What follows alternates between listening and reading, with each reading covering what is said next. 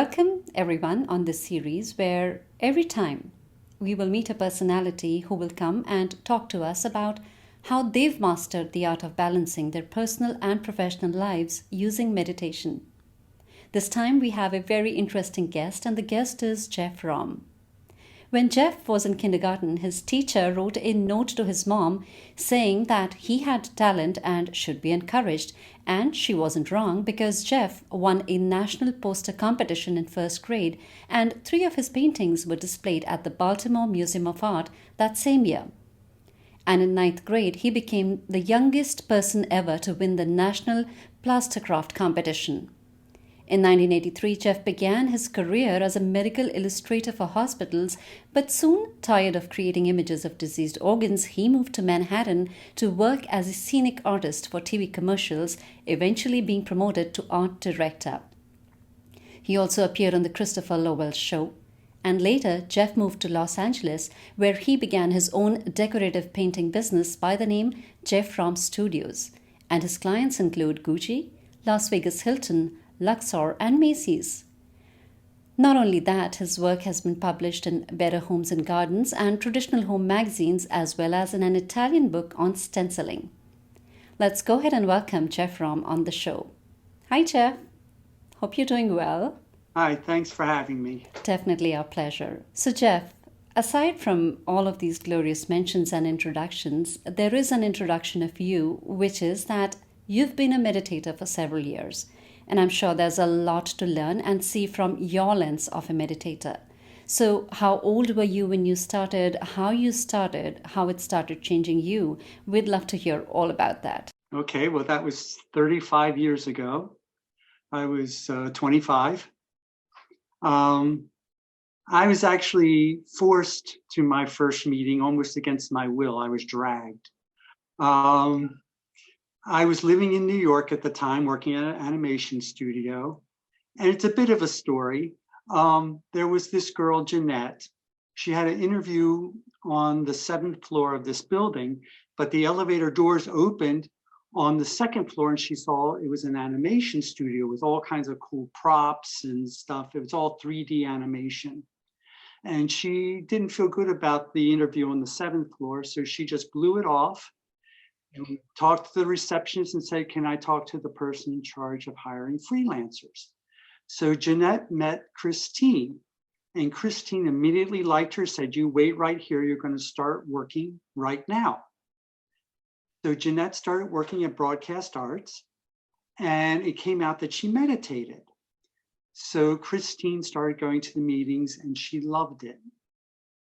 So she wanted me to come. Because when Christine and I first met, we immediately connected. It was like we knew each other our whole lives, like we knew each other in a past life or something. She was immediately my big sister. I was her little brother. And so she wanted her little brother to come. So I kept putting it off because frankly, I grew up in Maryland to a rather racist family. And I saw this Indian woman and thought immediately cult. And I said, I don't want to shave my head, go around Hare Rama, Hare Krishna. So I kept putting it, I kept making excuses. And finally, Christine pulled the big sister and got in the elevator and said, Jeff, I'm not going down this elevator until you come with me. You're coming to the meeting tonight. So I was like, okay, Christine, I'll come. So we went to a YMCA in Manhattan, and it was in this tiny little room right across from the basketball court. So we're trying to meditate while they're playing basketball.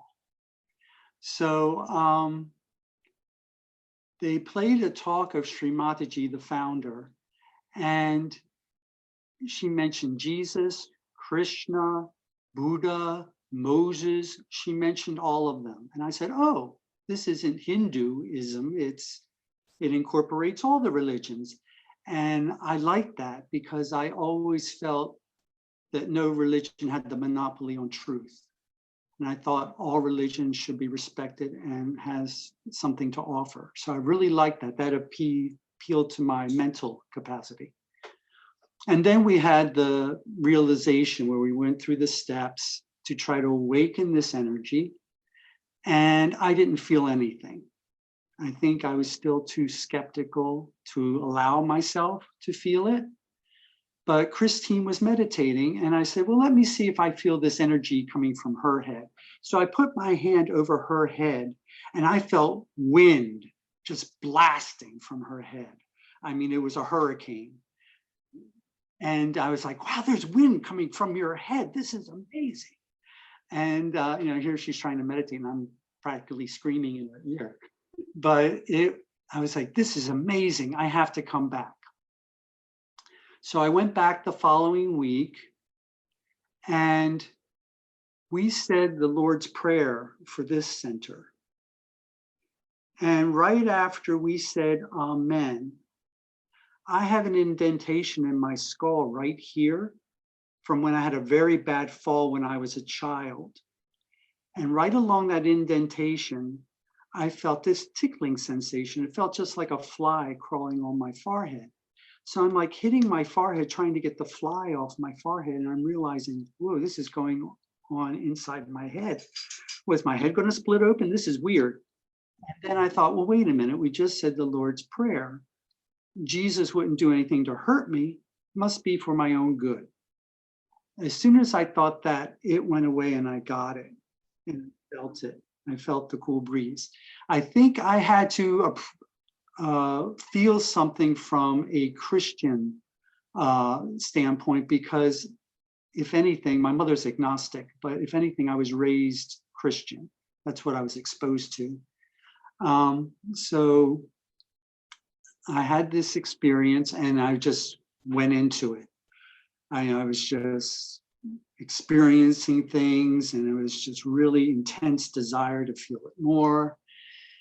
And then, because I have what is called I had a left side problem, which means I was very hard on myself, very low self-esteem, low self-confidence, all that kind of thing.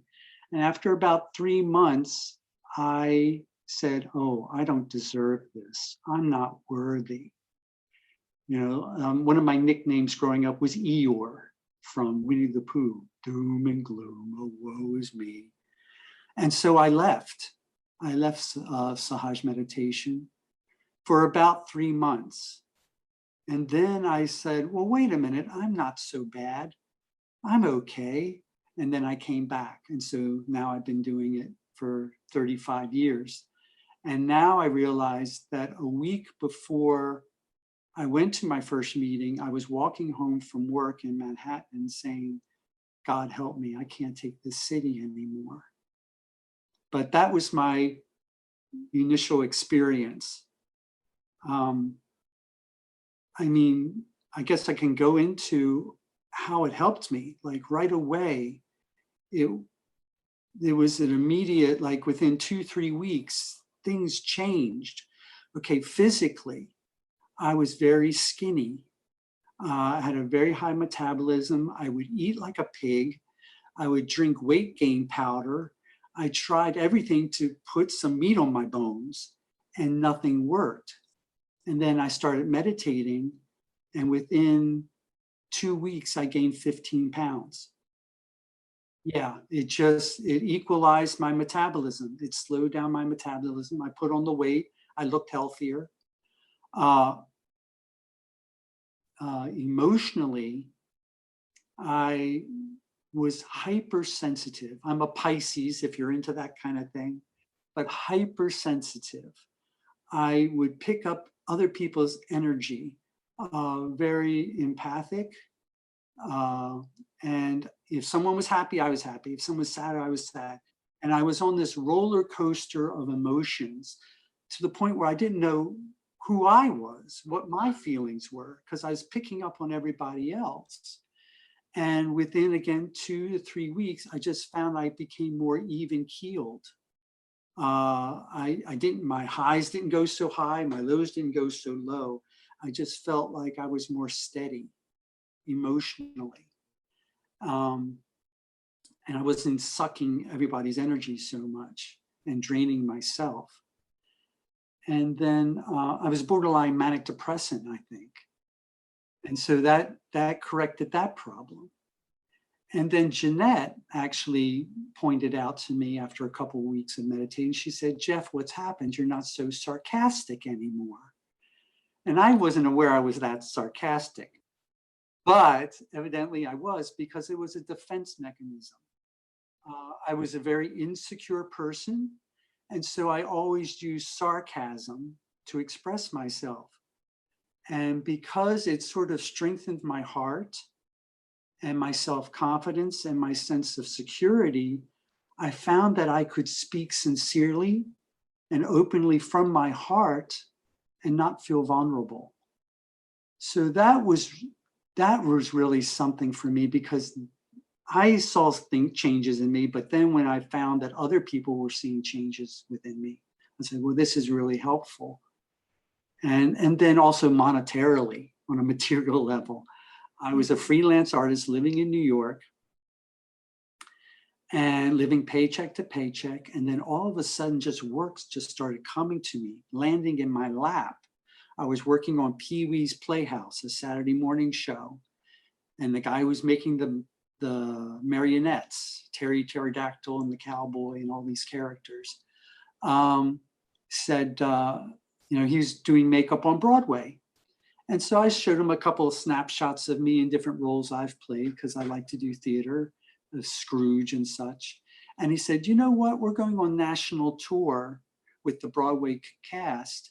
You want to do the Broadway show while we're on tour? And I'm like, okay. So I just started doing makeup on Broadway, just like that. It was just, and then another time I was in a restaurant, eating an Indian restaurant with a friend, and in walks Jennifer. And Jennifer was an instructor of a makeup class I took in the prosthetic 3D makeup. And I said, Jennifer, I'm doing makeup on Broadway now. And she said, oh, that's great. And we exchanged business cards. A year later, this girl at the animation studio asked me, do you know anyone that does makeup full time? I'm thinking of doing it as a career. I said, oh yeah, there's Jennifer. Let me call her because it's been a year and I don't even know if this phone number is any good anymore. So I called her and she said, Jeff, it's so weird you called. I was just looking for your phone number yesterday and I couldn't find it. I've been offered to do Stephen Sondheim's new musical, Into the Woods, and I can't do it because I'm doing the New York Opera. You want to do it? So I said, yes. So that's when I saw this synchronicity going on, where I just happened to be at the right place at the right time, and all these elements just fall into. If I hadn't gone to that Indian restaurant, seen Jennifer, told her about Broadway, called her a year later, I wouldn't have gotten that job. So it was just amazing, particularly the first year. Like I mentioned, I've been doing it for 35 years. But that first year was amazing. I felt like I was being led by the hand. Saying, you're not sure this is good for you? Because I was so skeptical. I had to be dragged against my will to the first meeting. They're like, okay, here's another experience. Here's another experience. Here, see now, are you sure now? Can you see this is good for you? And I'm like, yes, okay, this is definitely good for me. So, but after that year, I felt like I was let go, like the hand went away. And I was like, okay, you know how to walk now. Now you go ahead. And I had to work at it more. It wasn't so easy after the first year, because I felt it was just a blessed year. It really was. It was amazing how I transformed so quickly in that 1 year. So that's my journey. That's a beautiful journey, as if you just, couldn't deny enough, like you said, is that enough for you till you started walking on your own? Wonderful. Right. So nice to Right. hear. So, Jeff, making art can be therapeutic, but for professional artists, it can also be filled with, stress, tension, because you'll have to work against deadlines, your own expectations, the expectations of the world. And even the greatest artists, sometimes find themselves stuck on a creative cul-de-sac, so to speak. And it's definitely, a difficult balance to strike between spontaneity and the expectations of the world and not of yourself. So, how do you balance all of that? Hmm. Wow, good question. Well, Hmm. I'm sure meditation does help you, with that balance. Yeah, If you can just elaborate. yeah. Well, when you're in that state of meditation, you're just open to that creative force. It's just flowing through you. All the masters throughout history were aware they were just instruments. Michelangelo said he was just releasing the figure that was Mm, already in the stone. Leonardo da Vinci, he would sort of go into this meditative witness state where he would look at stains on old walls and get inspired for his inventions and his paintings because he was such a creative person. Einstein, he said he was blowing soap bubbles when the theory of relativity dawned upon him. And he talked about the torsion field, that this area above the head is where creativity and inspiration comes from. And when you're in a meditative state, this is where your awareness is, up in the torsion field. And it just flows through you. Um, so I've always sort of had a bit of that, I think, being creative. I find a lot of creative people already have some bit of that tapped in. But it's just become stronger with the meditation. I can relate to specific incidents in my life where I felt I was just the instrument, where I was not the doer. This was before I actually formally started meditating. I was in a play called The Dresser, and it takes place in the winter. So all our costumes were layers and layers of winter clothes. And we were doing this play in the summertime. And one day the air conditioner broke. So the theater was sweltering hot. And I was playing a very old character with a lot of makeup. I was one of the youngest people in the cast, but I was playing the oldest character, Jeffrey Thornton. And the director had me playing him with palsy, and my hands would shake and very hunched over and very old. And the way the scene was directed, I was sitting in this chair waiting to go in and see the manager of the play. It's a play within a play.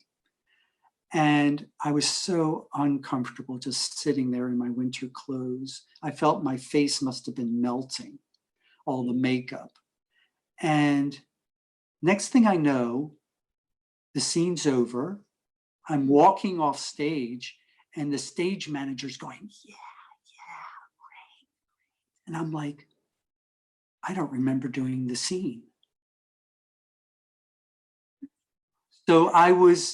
So my mental capacity, my brain just shut off because I was so physically uncomfortable, so that I was just open, and it just flowed through me. I probably didn't have to work at shaking.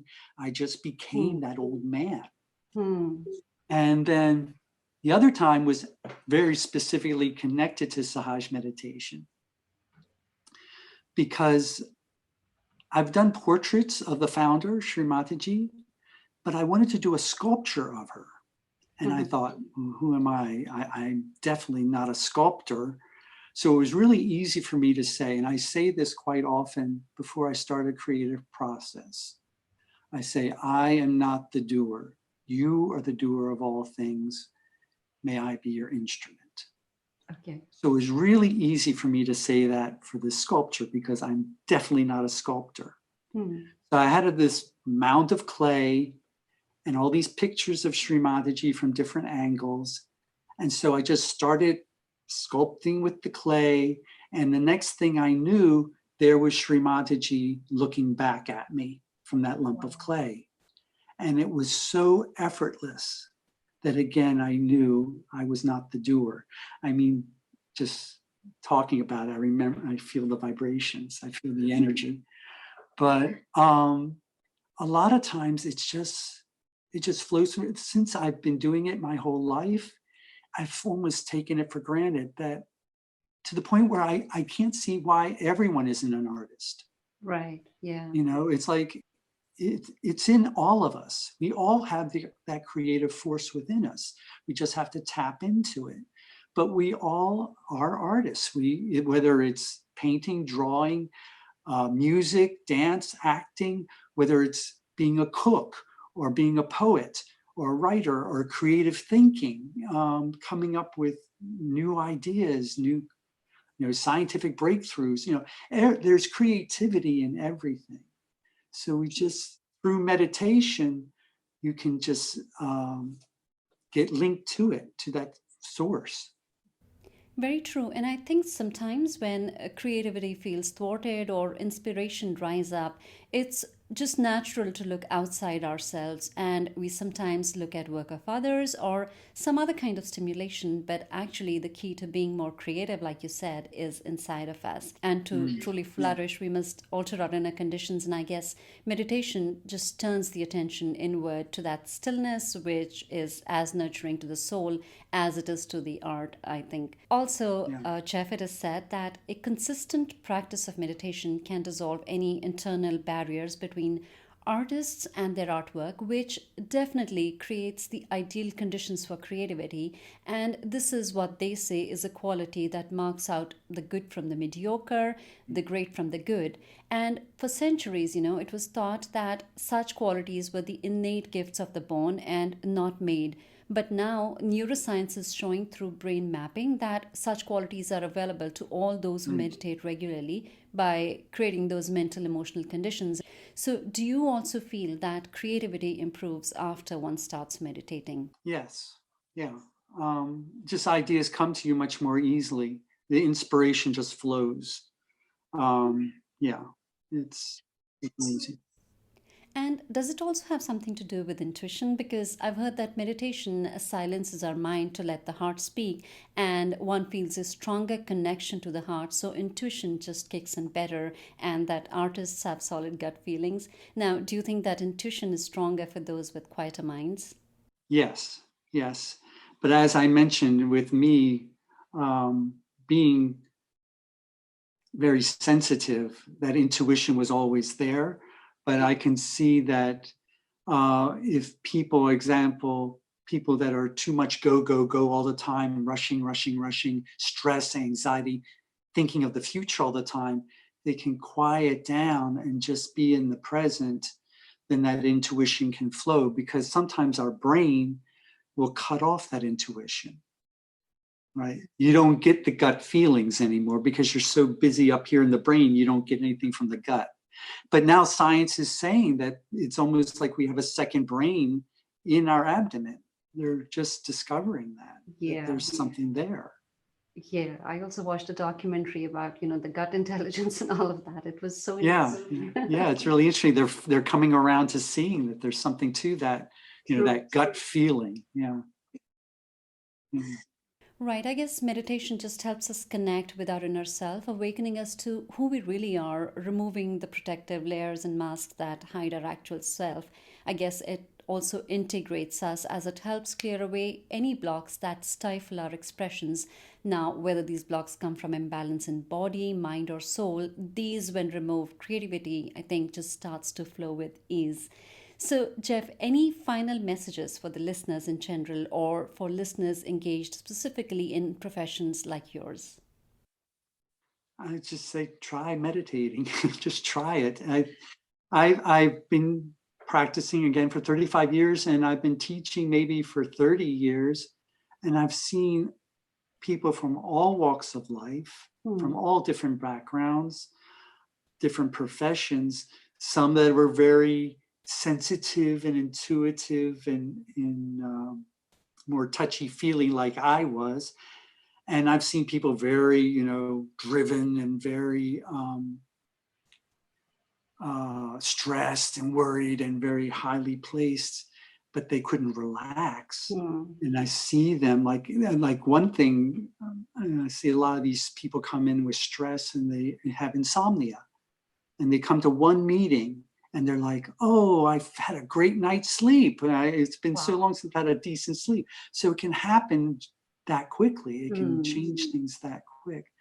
The thing is too, I find that meditation, it nips the problem in the bud, as they say, before it develops into a physical problem. And you can feel this energy.